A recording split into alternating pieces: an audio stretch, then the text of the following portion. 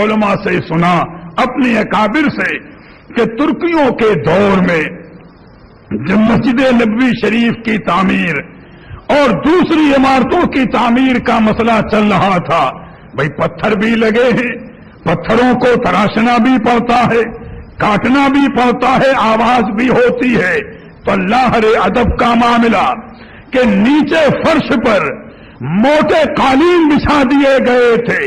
अगर पत्थर का कोई मामूली रेजा गिरे तो हल्की सी भी आवाज न होने पाए, और अगर किसी पत्थर के सुतून को या किसी चट को तराशना होता था तो मस्जिद नबवी शरीफ से कई मील दूर ले जा करके, चाहे 1000 मर्तबा ले जाना पड़े, वहां ले जा करके तराश कर लाकर लगाते थे कि यहां मामूली आवाज भी न होने पाए।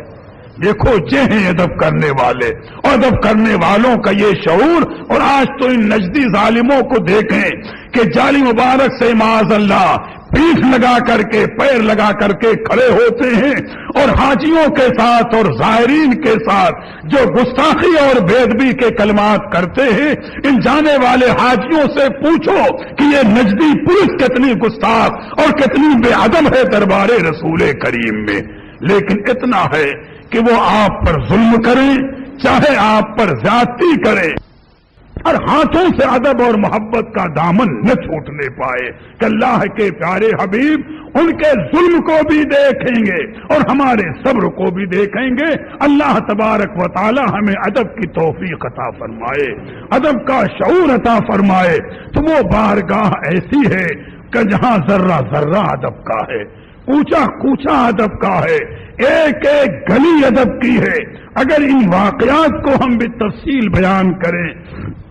तो एक वक्त चाहिए। बस चंद बातें इसलिए मैं अर्ज कर रहा हूं कि मियां कुछ बातें जहन में रह गई और दिल में अदब का वो जज्बा पैदा हो गया, तो वही हमारे लिए तो निजात का जरिया है। इमाम मालिक रहमतुल्लाह ताला अलैह सिर्फ हज फर्ज के लिए तो मदीने तैयबा से तशरीफ लाए हैं बाहर, और हज करने के बाद जब आप लौट कर गए हैं तो फिर पूरी जिंदगी मदीने शरीफ के बाहर नहीं गए, और यही कि न जाने कब मौत आ जाए। और उनके अदब का अंदाज, मियां मोहब्बत अगर कामिल होती है तो वो खुद रहनुमाई करती है। उलमा ने उन रसूल करीम के सच्चे आशिकों की अदाओं को भी नकल किया है किताबों में, और बताया है कि यही इमाम मालिक रहमतुल्लाह अलैह जब आपको इस्तिंजे की हाजत होती तो कभी भी हुदूद मदीना में इस्तिंजा नहीं किया। हुदूद मदीना में कभी भी आपने इस्तिंजा नहीं फरमाया, और लोगों ने पूछा तो फरमाया कि ये दयारे रसूल है, न जाने कहां मेरे आका के कदम पड़े हो और मैं इस्तिंजे के लिए बैठूं, मेरा अदब गवारा नहीं करता। दूसरा अदब का अंदाज ये था कि जब आप इस्तिंजे की हाजत होती, हुदूद मदीना शरीफ से जहां तक मदीने शरीफ की हदें हैं बाहर तशरीफ ले जाते, तो जब इस्तिंजे के लिए जाना होता तो धीरे धीरे जाते, और हद मदीना के बाहर बैठ करके फरागत के बाद जल्दी ही हद मदीना में दाखिल होते, और जब हद मदीना में आते तो रोज़े रसूल की तरफ या अपने क़याम गाह की तरफ तेजी के साथ चलते। लोगों ने पूछा हुजूर ये क्या मामला कि जब आप इस्तिंजे के लिए जाते हैं तो आप धीरे धीरे जाते हैं, और जब आप लौटते हैं तो तेजी के साथ लौटते हैं। तो फरमाया कि देखो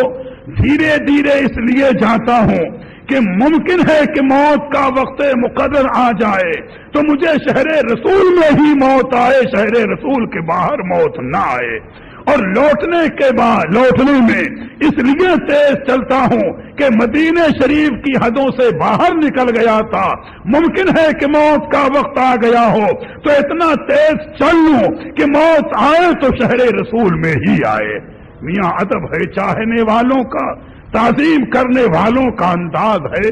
और जब कभी कोई पुरानी दीवार मिलती तो इमाम मालिक रहमतुल्लाह ताला अलैह उस दीवार को चूम लेते।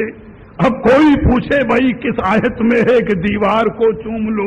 या किस हदीस में है कि ये दीवार को चूम लो, तो ये तो वही दलील पेश करेंगे کہ جن کے دل بنجر زمین ہے،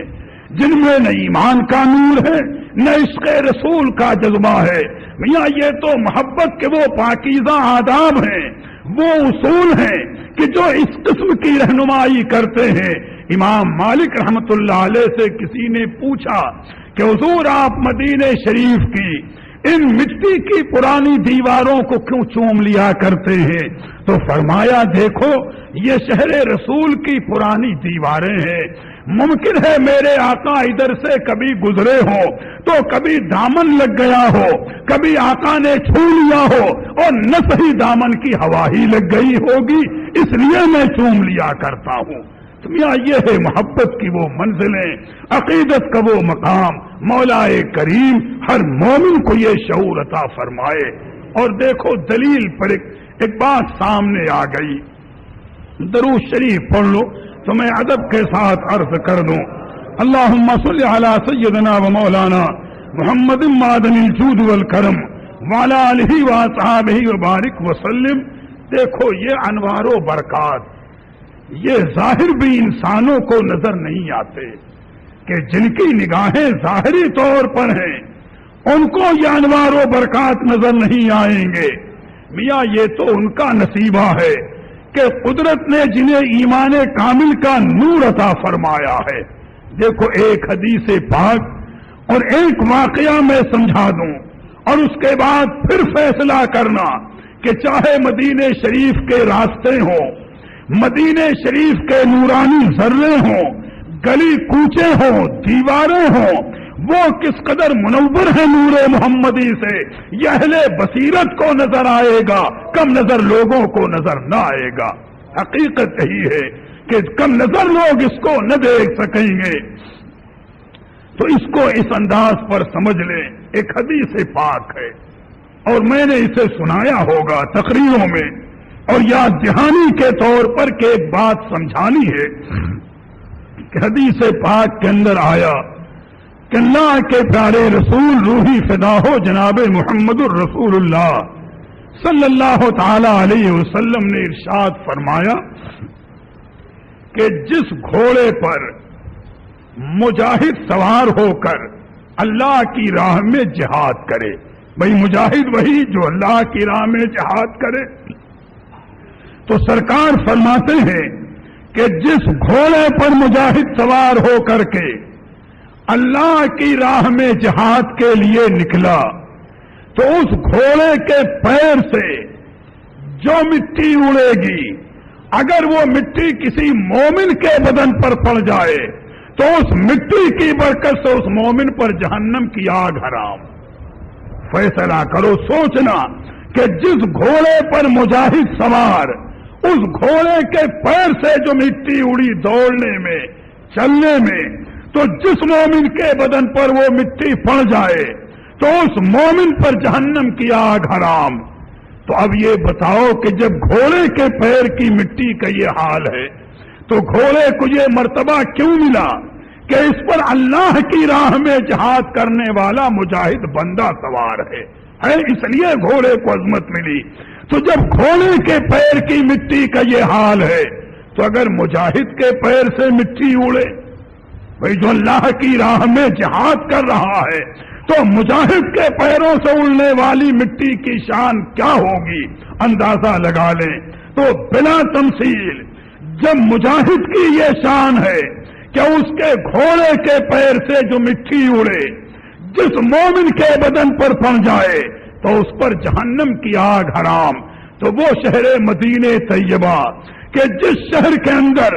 مجاہد کے آقا و مولا روحی فدا ہو جناب محمد الرسول اللہ کہ نہ جانے کتنے بے شمار نورانی قدم پڑے ہوں گے، تو شہر مدینہ کا غبار اور اس کے در و دیوار کتنے نورانی ہوں گے بھلا کون اندازہ لگا سکتا ہے؟ ذرے ذرے میں کتنا نور ہوگا، کوچے کوچے میں کتنا نور ہوگا۔ میاں غلام کی وہ شان ہے تو پھر آقا کی شان کتنی بلند ہوگی۔ کسی نے بڑی پیاری بات کہی ہے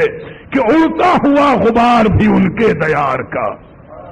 اڑتا ہوا غبار بھی ان کے دیار کا ہے شامیانہ رحمت پروردگار کا۔ حقیقت ہی ہے کہ شہر رسول کا غبار اور غبار رسول، شہر رسول کے غبار کی شان، اس کی عظمتوں کا اندازہ لگانا آسان نہیں ہے۔